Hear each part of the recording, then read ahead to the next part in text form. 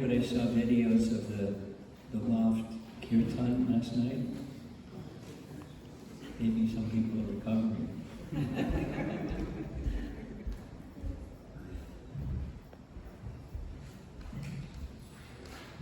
This is part 2 of Gita Values. The image on the screen you probably recognize. It's Krishna, who there was a battle about to begin between 2 cousins. Cousins, and Krishna was also a cousin. So he didn't want to take part in a battle between 2 cousins. So Krishna said to the 2 leaders of the 2 cousins, one of them was Arjuna, the other one was Duryodhana. Krishna said, I won't fight. But here's what I will do. One of you can take all my armies, and the other one can have me, but I won't fight. Duryodhana, you go first. I'll take all your armies, thank you. Arjuna said, fantastic, I just want you. But Krishna said, but I'm not going to fight. He said, okay, just be with me. He said, okay, then I'll be your chariot driver, your chauffeur, your servant. Arjuna was reluctant, but Krishna insisted. So there's Krishna driving the chariot, the taxi cab driver, of the VIP in the back seat. And you see the red flag on top of their chariot. On top of the flag of Arjuna's chariot is Hanuman. Hanuman's a very special person. Just in case you're interested, a previous great personality in our line of disciplic succession, his name was Madhvacharya. Madhva. He wrote a commentary on the entire Mahabharata. Mahabharata is this big epic of Greater India. And in the middle is Bhagavad Gita. It's literally in the middle. It's the sandwich, the nice part of the sandwich besides the bread at both ends. He writes in his commentary that when Krishna was speaking Bhagavad Gita to Arjuna, he was really speaking to Hanuman on the flag. And Hanuman was jumping up and down very enthusiastically to hear Krishna speak Bhagavad Gita to Arjuna. Okay, so that's Bhagavad Gita, and this is Gita Values, and we spent some time yesterday, same introduction, spiritual culture and its values. I was referring to Bhagavad Gita as wisdom literature, just euphemism, because there's wisdom literature in all cultures of the world. Wisdom literature. And there's spiritual culture in Bhagavad Gita, and there's the values of Bhagavad Gita. We're focusing on the values of Bhagavad Gita. But spiritual culture, even material culture, has its values. Spiritual culture has its values, and their spiritual values. So that's our topic, is the Gita's values. And you remember this slide. This is the iceberg slide.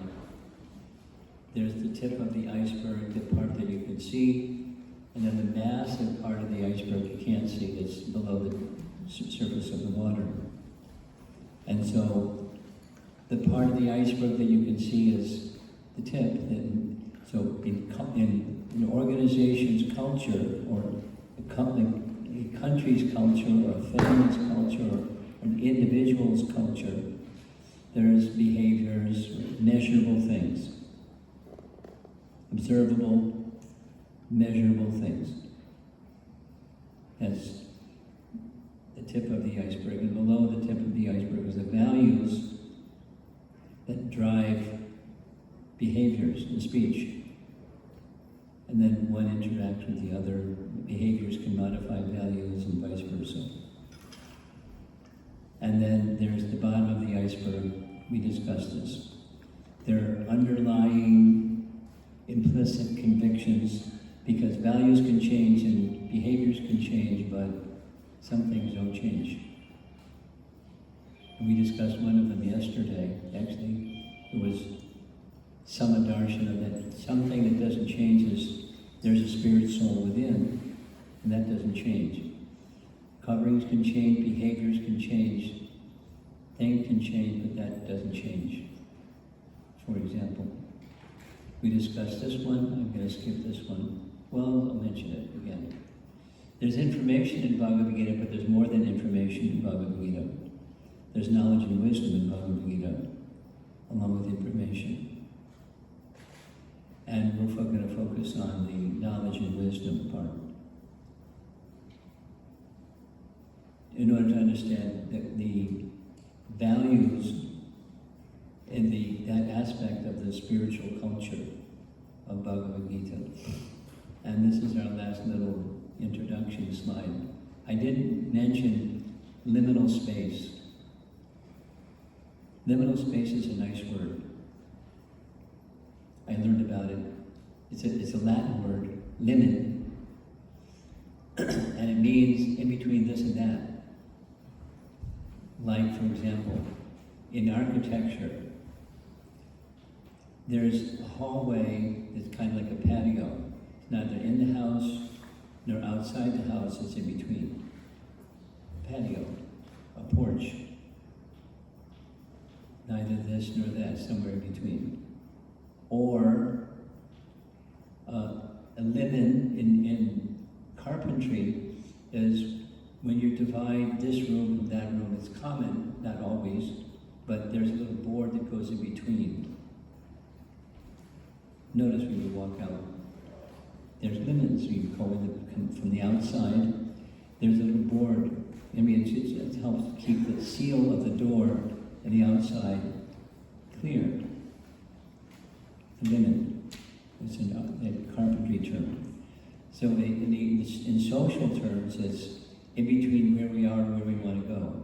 And that's a liminal space. And transitioning between where we are and where we want to go can be uncomfortable. But we want to go, so we accept the discomfort. We embrace the discomfort because we're going to a good place. And with Bhagavad Gita, the good news is there's some assistance to help you make that transition to where you want to go, and that's the Krishna factor.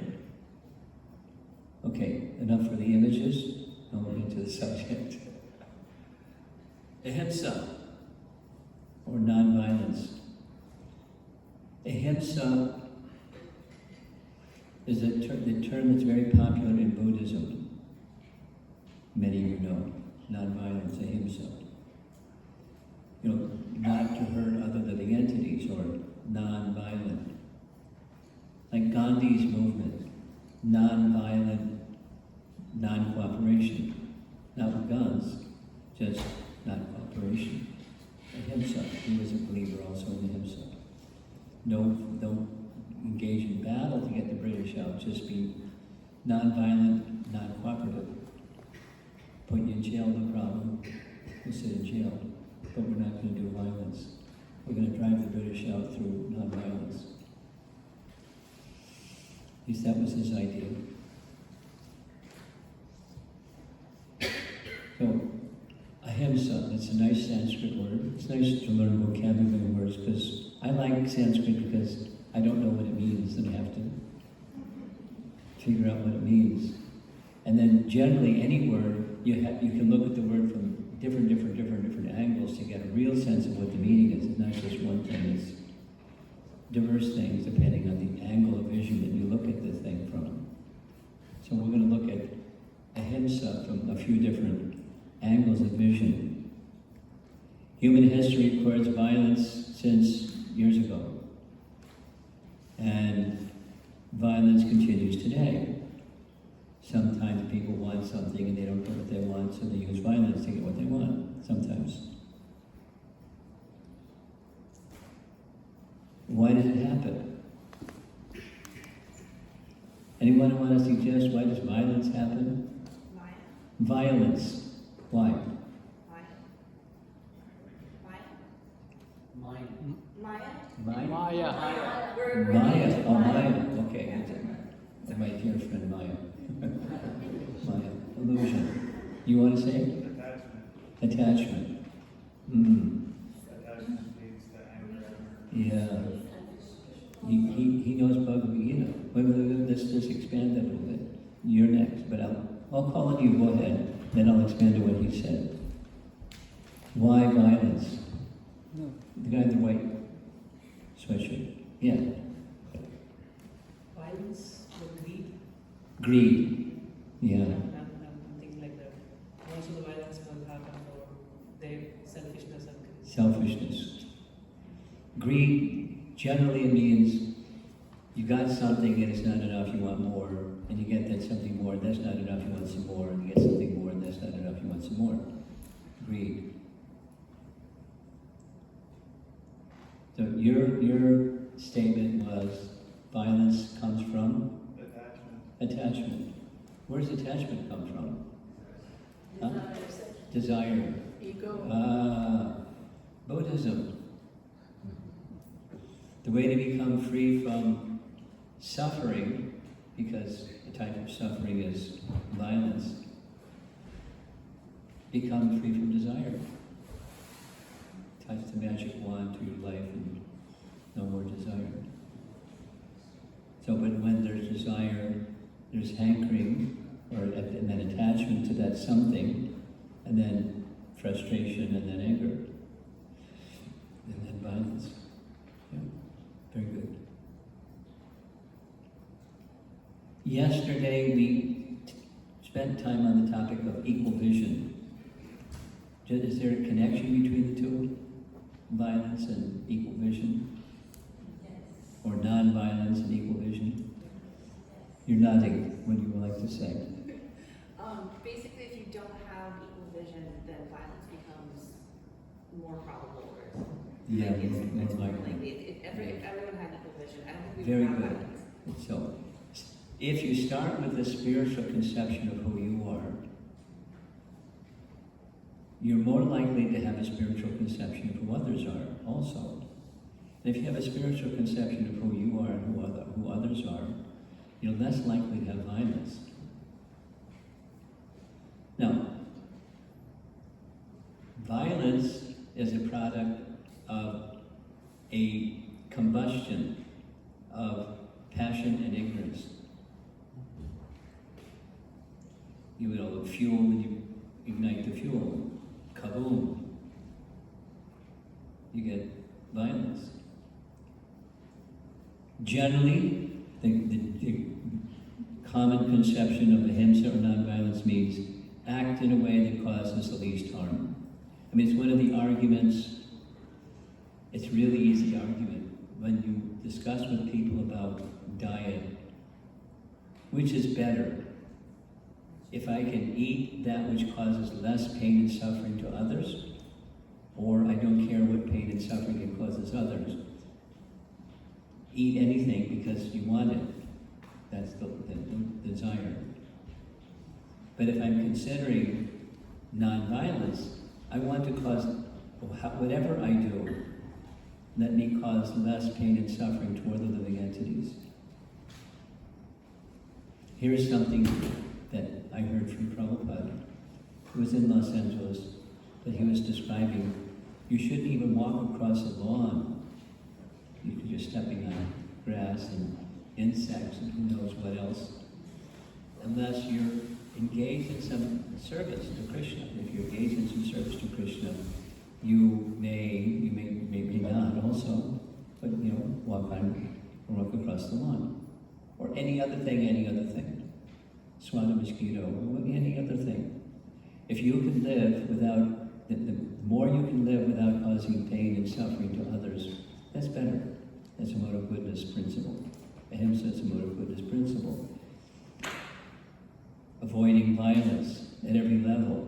Physical, verbal violence, certainly, and emotional violence. That's another kind of violence.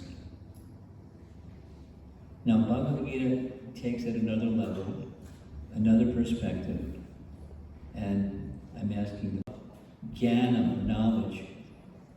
So this is the knowledge part of Bhagavad Gita. And one of those 20 is ahimsa.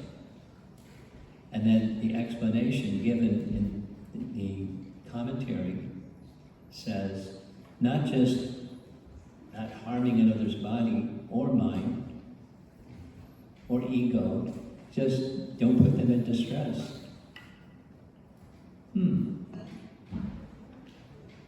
Now, one of the sessions, is Sri Radhika here? Yes, she's here in the back. So the empathic communication topic. You can speak in such a way you cause distress to others. You can try at least to communicate with others that doesn't cause distress, but at the same time not compromising on truth. I gotta tell you the truth, friend. That's not empathic communication. There's a way to communicate truth, express truth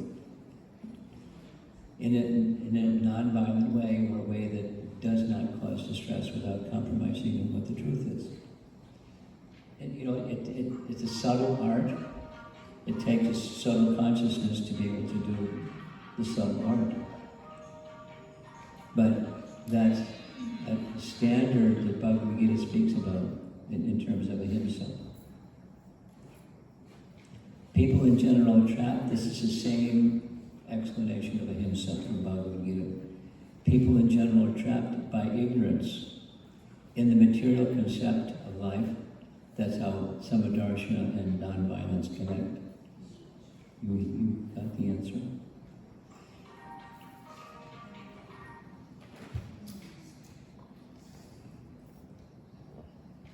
It's rooted in the bodily conception, no surprise. And because of the bodily conception and rooted in ignorance, root ignorance is the root cause of suffering. So let's do this. For a Buddhist, fill in the blank. The root cause of suffering is desire. The way to become free from suffering, become free from desire. How do you become free from desire if you're a Buddhist? Two things, very simply. Live your life in the quality of goodness, such as nonviolence, and cleanliness, and truthfulness, and compassion, and goodness. Live your life, frame your life in the quality of goodness, as far as possible. That's the incubation chamber. And then what goes in the middle of that incubation chamber? Mindfulness, or be in the moment.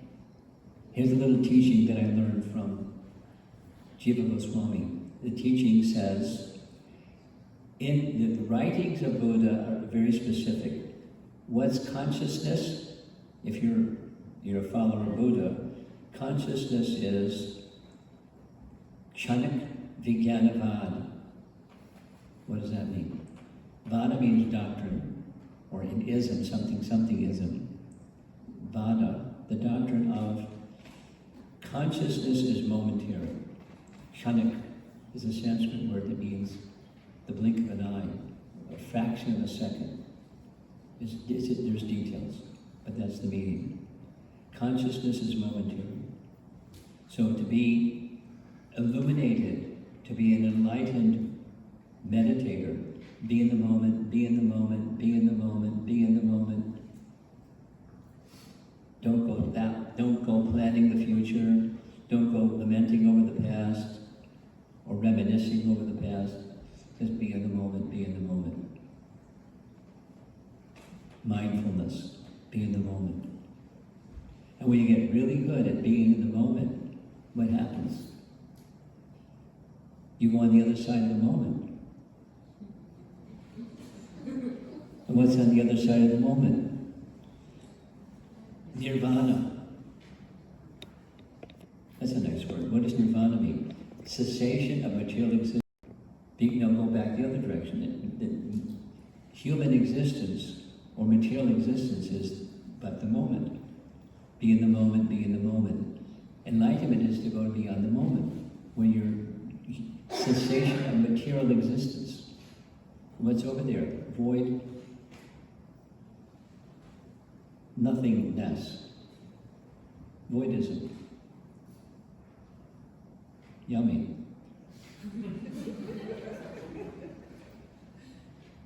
Now take that message and look what it says on the screen here. The Vedic conception, we're doing a little compare and contrast. The Vedic conception of suffering is, the root cause of suffering is this, it's ignorance. Because ignorance induces ignorant desire. Ignorant desire leads to ignorant activity. Ignorant activity leads to suffering. The root cause is ignorance. How to deal with the ignorance? Knowledge. Light eradicates darkness. Knowledge eradicates ignorance. People in general are trapped by ignorance. That's starting point for us, or conditioned souls, is the material conception of life. So how to go beyond the material? Come to the spiritual conception. Piece of cake, right? It's not just to turn the switch, it's consciousness. And there's a cultivation of spiritual consciousness. That's Bhagavad Gita. Many times people don't know what actually benefits them or what's beneficial for society in general. That's taken from Bhagavad Gita, a purport, chapter 10. Same section. The human body is meant for spiritual realization. So, any movement or any commissions which do not further that end commit violence on the human body. That which furthers the future spiritual happiness of the people in general is called nonviolence. Pretty simple. Furthering awareness of who we really are, and that's the springboard, etc. From who you really are. I mean, what's my business? What am I supposed to do as a spiritual being? That's yoga. You're linking with the Supreme. And fostering that is nonviolence, and neglect of fostering that is violence, which is a little different definition than just don't hurt people. Don't kill animals for your food, or in other kinds, and don't speak harshly unnecessarily while trying to speak the truth or get your point across. Don't do, mode of goodness.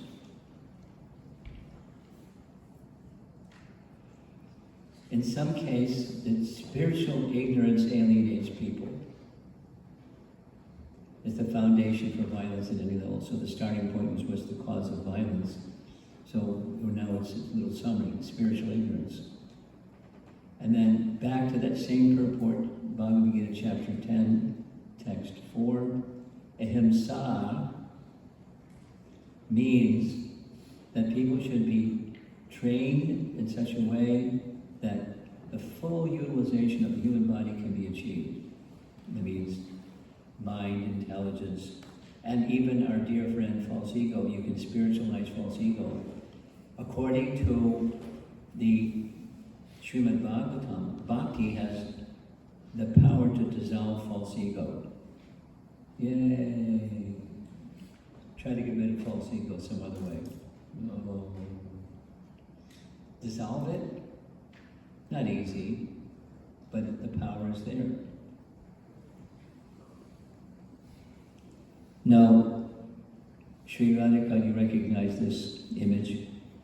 You've been hearing about this a little bit from her seminar. The person in the photograph is Marshall Rosenberg. Marshall Rosenberg was a Buddhist by practice and by his way of life. And he taught nonviolent communication. NVC is a nice acronym. And he gave seminars, he wrote books. Some devotee or devotees enlisted in his curriculum and got trained by him. And because you Krishnaize the nonviolence that he taught, it's Bhagavad Gita, chapter 17, text 15. Those of you that like Bhagavad Gita, there's a nice lady in our audience, you like Bhagavad Gita. Chapter 17, text 15. That's the verse that speaks about this topic. Now, this is the interactive part, but it's going to take a few slides, so be patient. Think of a situation in your life where you felt non-acceptance of yourself or others. And when you felt non-accepted, or others that you know felt non-accepted, what was the reaction? Besides uncomfortable, I don't need like hands up. You're going to be discussing these topics, so just take a mental note for now. It says write it down. What were you feeling when you saw that others were being maligned or not appreciated, not accepted? What were the feelings? So common feelings, these list of negative feelings, guilt, shame, anger, depressed, etc. Then, this is a little chart of needs. Do you discuss this chart? This very same chart. Okay, just attend our seminar, you don't need to listen to me. But it's a nice chart. So, at the top of that chart, it says self-actualization, or self-realization, or, attaining, knowing who you really are. Just below that, self-esteem. Just below that, love and belonging. Below that, safety and security. The other is psychological needs. Of course, you need physiological needs. You need, you're thirsty, you need food, you need sleep, you need basic stuff. That's at the bottom. That's in the darker color, and it gets lighter color as you go up. Behind any negative emotion, there's an unmet need. This is her class, but that's okay. So what need was unmet when someone felt that discomfort, shame, blame, something, that negative emotion? When you or the other person that is dear to you felt a negative emotion, what was behind that? A need that was not being met. So it leads to negative emotions. So here's a guy that's living in his head.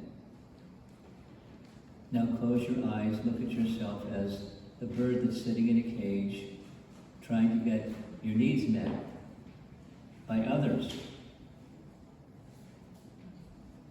Maybe not. That's disempowering. Now supposing you let the bird out of the cage. That would be nice. Freedom. Close your eyes and go back to that situation. Supposing you had the vision of freedom. Look at yourself or the other person who you know that was treated badly or disrespected. And see yourself or themselves as spirit souls. This is the receiver of some misfortune. The body that you or others are in, the resultant emotions connected with the body, their needs, their coverings. This is Bhagavad Gita, chapter 13, text 6 and 7, which just come before that list of 20. The field of activities and its interactions. I could read you the verse if you want. I'll go back and read you the verse, but I want to go on because there's going to be an interactive, you get to discuss with one another like I know you want to do. Okay. So in a meditative space of thinking of yourself as that bird that's out of the cage, and you're not depending on others to meet your needs. You're free to find the ways and the means that your actual needs, physiological, emotional, etc. needs can be met. And see how that may change the vision of yourself or others. And the position of feeling non-acceptance to feeling acceptance for the other person that you know that has been in that uncomfortable place. Respect and service. Look at meeting your needs from the sacred space where expectations and frustrations are replaced with a mood of respect and service. Now it sounds nice, and it's not just sounds nice, it's what Bhakti Yoga is. And then from that space, feeling the connection with the Supreme, you can access it more freely. Say it negatively. Without that freedom, it's really hard to access that sacred space.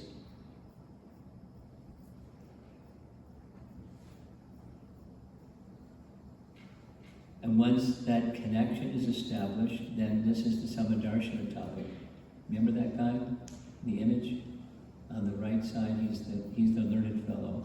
And he's looking at these different entities with different bodies. A cow, dog, dog eater, an elephant, etc. With equal vision. That's that starting space that enables one to go to the non-violence in the language of Bhagavad Gita, besides, don't hit others, or don't speak cruelly, besides that. So this is concentric circles, we're almost done. Non-violence to self and family, then the circle expands, community and society, to the nation and humanity, to all species of life, with a spiritual perspective. Or if you don't have a spiritual perspective, you don't really have ahimsa. You've got something. It's kind of a partial ahimsa, but it's quite incomplete.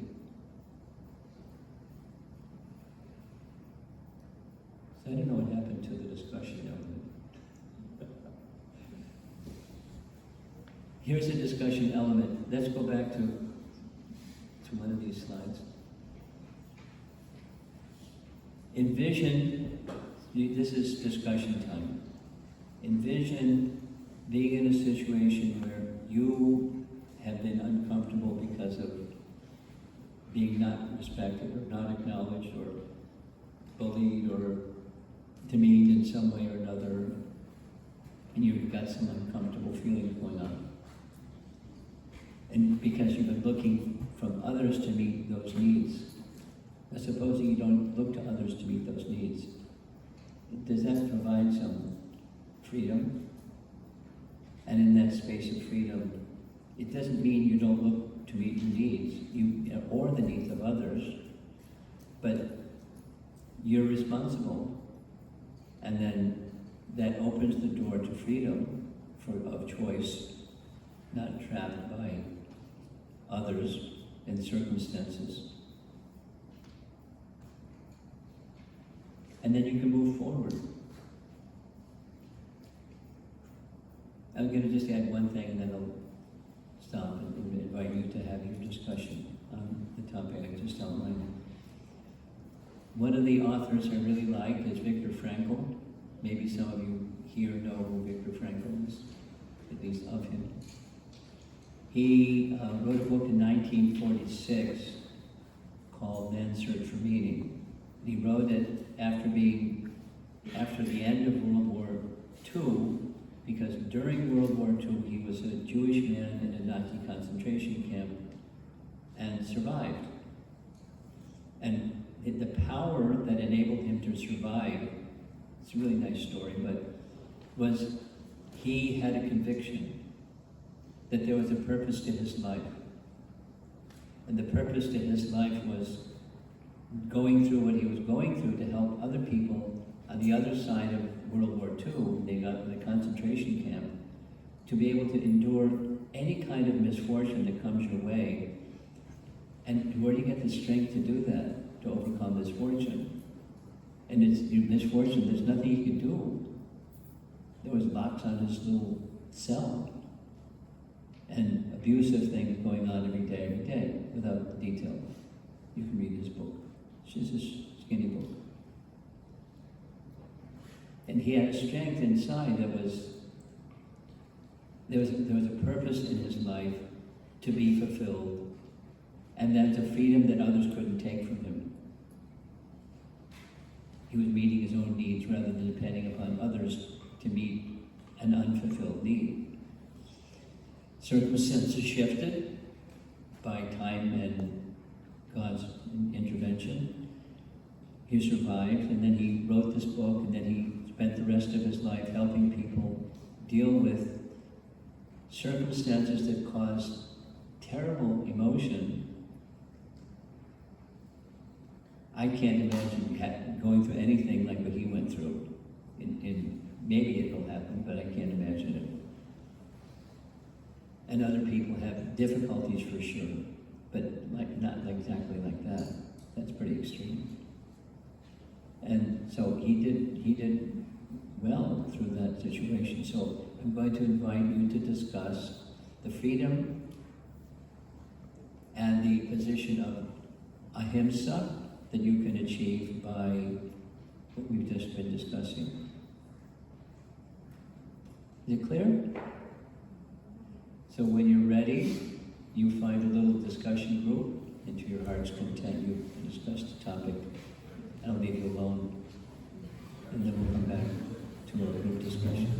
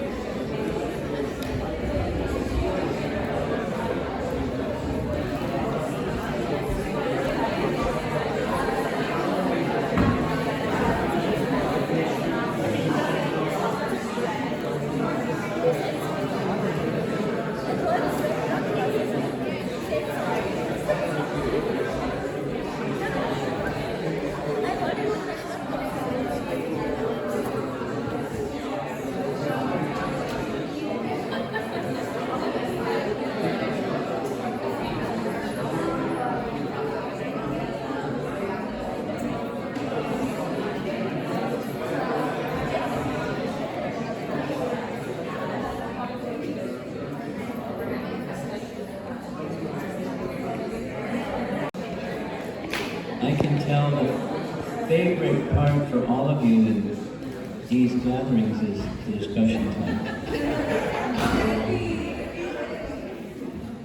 And I'm sure it was very fruitful. So far we've discussed Samadarshana, or seeing with equal vision, and ahimsa, and then the third one, coming attractions tomorrow morning, is teaching by example. Walk your talk, right?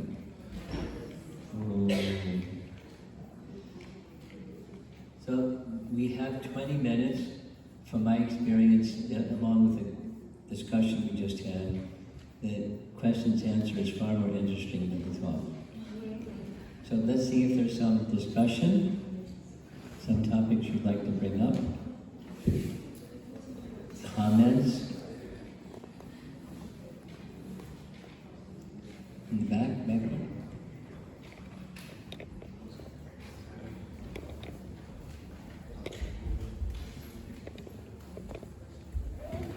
Hare Krishna Maharaj, please accept my obeisances.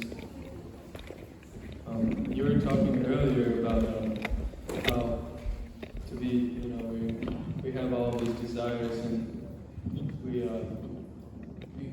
we want to be desireless so that we can attain that state of nonviolence. Or we have to, it's something that we want to attain to, but according to what I've learned in my journey, learning from Srila Prabhupada, he explains that it's the living entity has no ability to be completely desireless, that we're always going to have some desire, but then we have to transfer the mundane material desires to a transcendental desire. So my question to you is... I agree with you. So my question to you is how is the best, what is truly the best way to approach the complete transference of desires to the transcendental nature? The method is bhakti, in one word, or bhakti yoga in 2 words.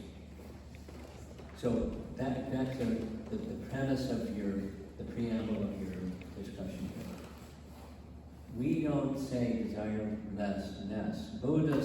Buddha teaches that. However, not possible, because we're part and parcel of the Supreme, and by nature, in that realm of the Supreme there's desire, but pure desire. So how to get covered desire to become pure? By contact with the Supreme Pure. That which is impure can become pure. That's a nice sounding idea. How do you do that? You take your desires and bring them to the Supreme. It's a very simple example. I like simple things. Supposing there's a spark that falls from a fire and it becomes a little piece of carbon somewhere. It had no fiery quality anymore.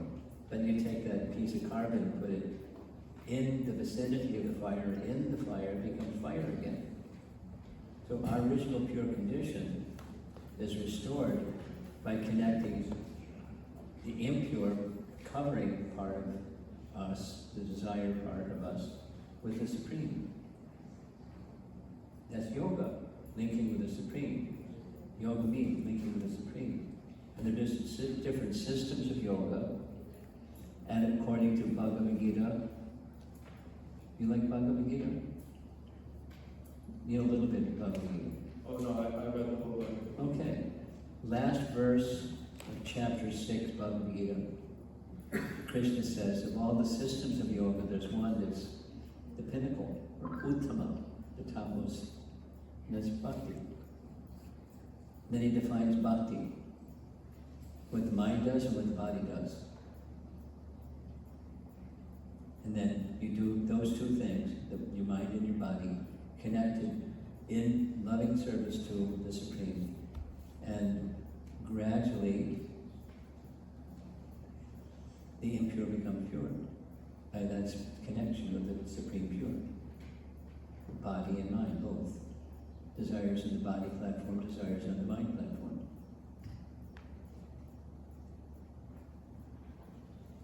Okay? Yes, thank you so much for the question. Okay. We're ready for the next question.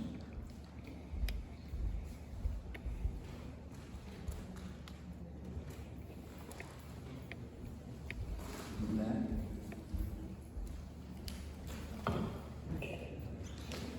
I'm sure she got 10 questions. But you're going to go right here. Yeah. Oh, I have 100 questions, but I'll try to stick to them. Okay.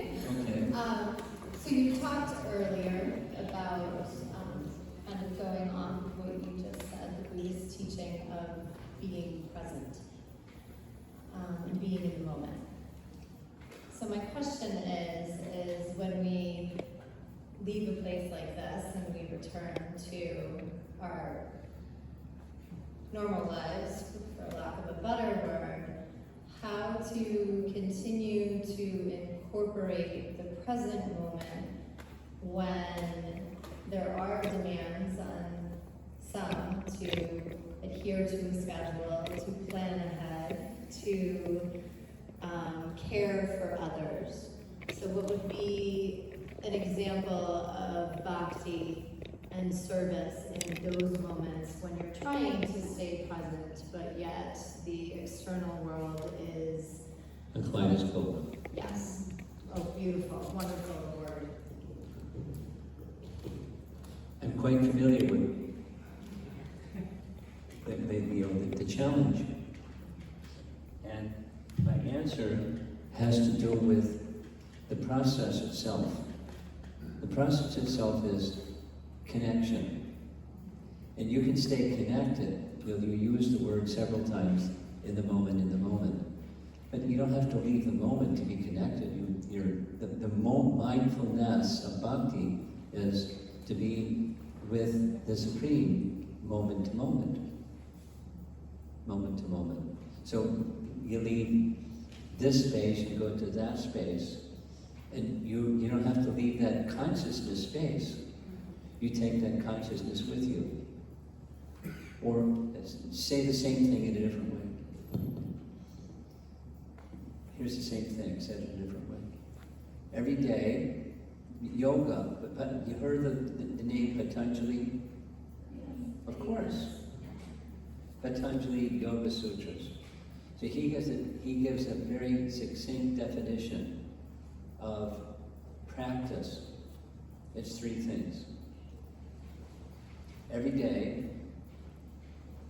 for a sustained period of time, over day after day after day, and then there are different terms that are used, but confidence is going to get you to where you want to go.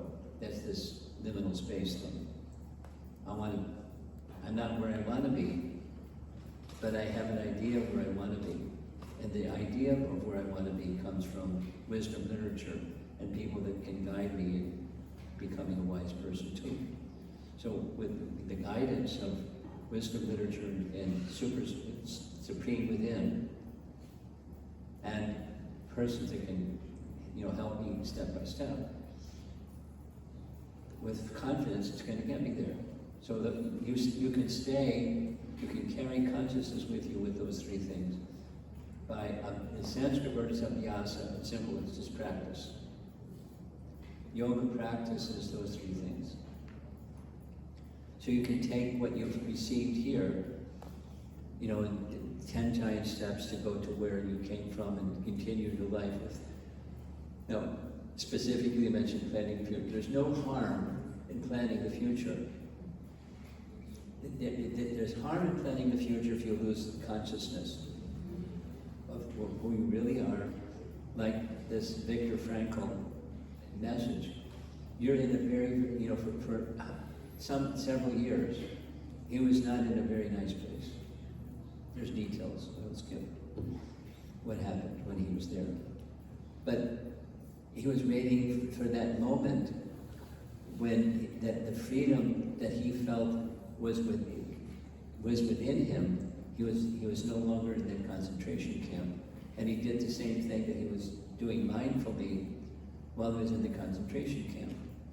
That mission, that cause, purpose of his life that was waiting him. And then so same for us. Whenever you go back to whatever you're going back to, you take some practices with you every day for a sustained period of time, day after day after day after day after day. So what happens? We had some nice discussion in the Meet the Monk session about people that have their own liking for a particular spiritual discipline, and then etc., etc., etc. So you do that spiritual discipline, and that stays with you. You supposing, like I've been practicing Bhakti Yoga for over 50 years. Guess what happens over 50 years? There's this reserve, ballast that's within. And the boat rocks because it's stormy. The ballast keeps the boat from tipping over. And there's an inner strength that comes from spiritual practice. When it's done in a, not in a mechanical way, but a sincere and genuine way. So take that with you. Mantra meditation for starters. Receiving wisdom literature. in addition, and persons who you look up to and feel that can hold your hand or help guide you even in your spiritual disciplines, your practice. And you're on your way. It did take some time. It's okay. Good things take time. That's what to do. More? No, you're okay. Okay.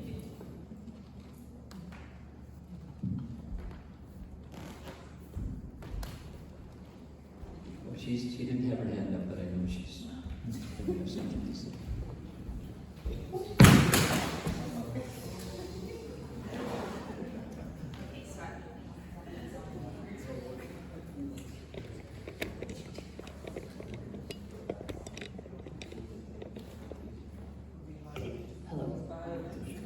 So I've been super flustered with the imbalance of the masculine and feminine all throughout human history recently. Can you speak slowly?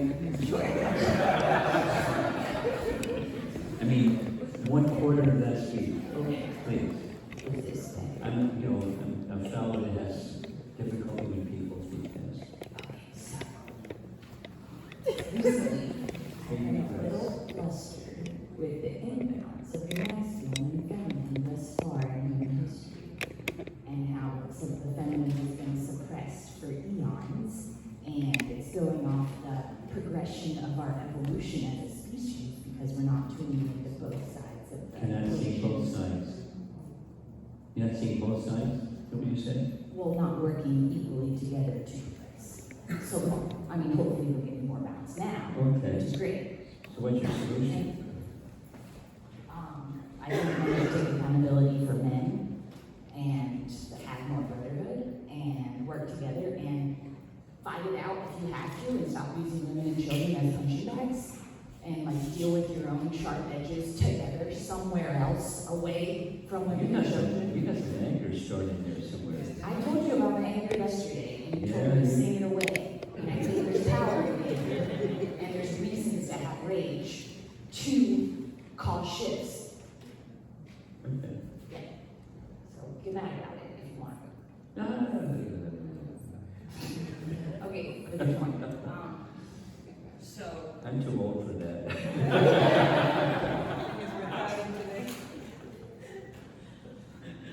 So I'm curious if like how to get the boys on board and like. We have to get the girls on board too. Yes. Thank you. I haven't been strong masculine in myself too, and I have definitely picked up the slack for multiple men in my life. Okay, well, I haven't. I can have empathy, but I don't have any experience. Because you try to release yourself away from being Trying to take on, away from being human and experiencing what we are here now, feeling all the emotions, having all the struggles, you know, like can't go hide in some box on top of a mountain and like pray and say that you're even experiencing it. I've never gone to the top of a mountain. Well, I have to have, but not for meditation. You do.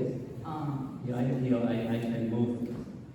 You heard the discussion yesterday, because you were in the room. And, separating oneself from society is not the method that Krishna recommends. It's not living in the urban or living in the mountaintop. Wisdom literature will help you a whole bunch. I'm kind of tired of reading books of men. I can feel the energy, and it's hot. And I don't have a cold towel. So, but I'm not your abuser, please. So, you're singing to the choir.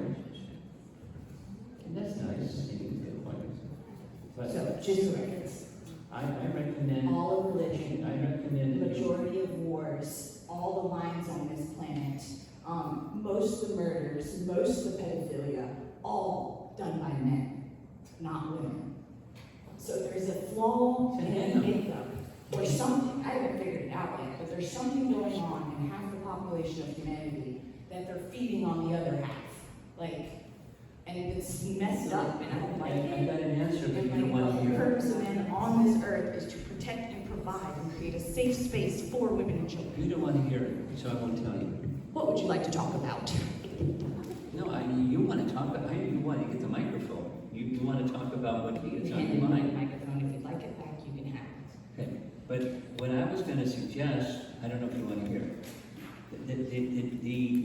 The reason, this is my explanation, the issue is lack of God consciousness, because there's Prakriti, which means material nature, and then there's Purusha, that's the enjoyer of material nature, and Krishna is the Purusha. And we're thinking, we men, and some ladies also think of themselves as the enjoyer of material nature.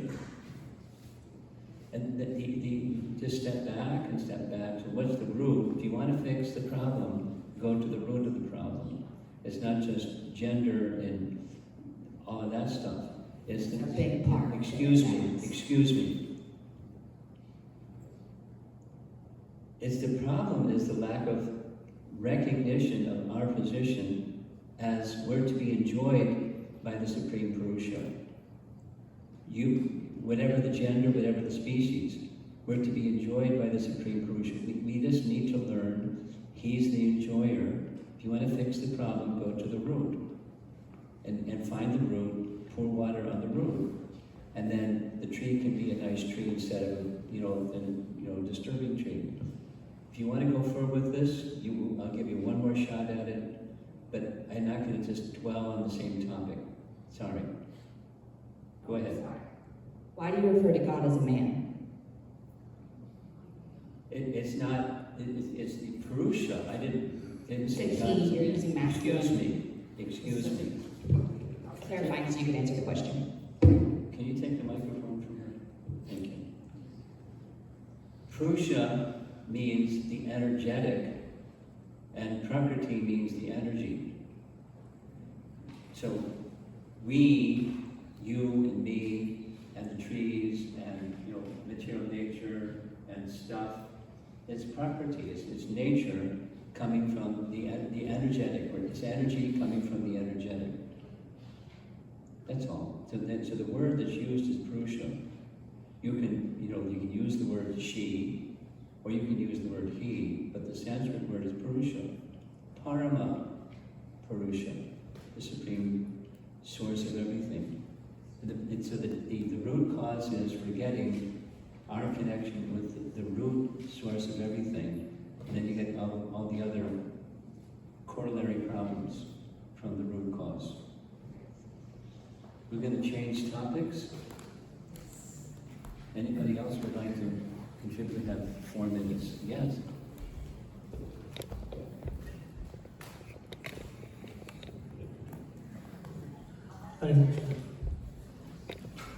So my question was, you were talking about this ahimsa. Ahimsa. Yeah. Thank you. And what we realize, yes, we as an individual, we can practice ahimsa, like a non-violence, and be, the best of the non-violent person. But where do we draw a line for self-protection? For Protection. protection. Like if someone comes and starts being a violent person towards me, and then I just can't say what Annie said, okay, if you hit me on one side, okay, here's the other side, and just, You call Arjuna. Arjuna was non-violent, although he used the physical violence, but the non-violence was propagating Krishna's desire through his arms and his military skill. And that's a kind of non-violence. It's not Gandhi's non-violence. It's not the conventional conception of non-violence. But that which diminishes the forgetfulness of the Supreme and awakens remembrance of the Supreme, that's non-violence. Okay. in some cases, one has to be strong, or not just turn the other cheek, either. You know, sometimes you draw the line and you be strong. Okay. And that's it depends on the consciousness behind the act. The person acts strongly for the purpose of the interest of the Supreme. That's not violence. If one is non-violent because I want to just be non-violent because I want to be non-violent, that's not non-violence. It's perpetrating violence to yourself and, for that matter, the other person that's being harsh. Because it's not good for them. So what's good for them is you may do what's needful, whatever that is depending upon the circumstance. And sometimes it's just be tolerant. And sometimes it's speak strongly. And sometimes it's take physical action. And that's not violence. It's the consciousness behind the act, not the act in itself. Thank You you. want to add something behind No, it? I have a different question. You like the idea? Okay. Sorry if this question offends anybody, but where do you stand on medical suicide? Like if Medical someone's- suicide. Like if someone's in severe pain, may just don't want to live anymore, and it's a terminal, they have a terminal illness, and they just want to die. You want to know what's my stance on that? I wouldn't want to be a doctor that says, okay. That's my stance on that. You want to add to this? No. Why are you asking that question? Are you involved in medicine? No. No, just philosophical question. My mom's really sick. Okay. Spiritual and it is legal. Yeah. They have legally they can, do a suicide if they don't want to legal. But here or in many countries it is illegal. And spiritually also, as long as you have to do an effort to live, not to die. Right. And because everyone has a chance to live, and that's why they are born. That is the issue. Okay, I'm looking at the clock. And the 11:15 bell just rang. Did you hear it? You know what that means? It means I can have a discussion with you afterwards, but we're going to end so people can go on to the next thing and then the next thing. Well, those of you who are on time, thank you. Tomorrow we have in this room one more session. It's going to be at 9:30. Please be on time. Thank you very much. We'll see you tomorrow.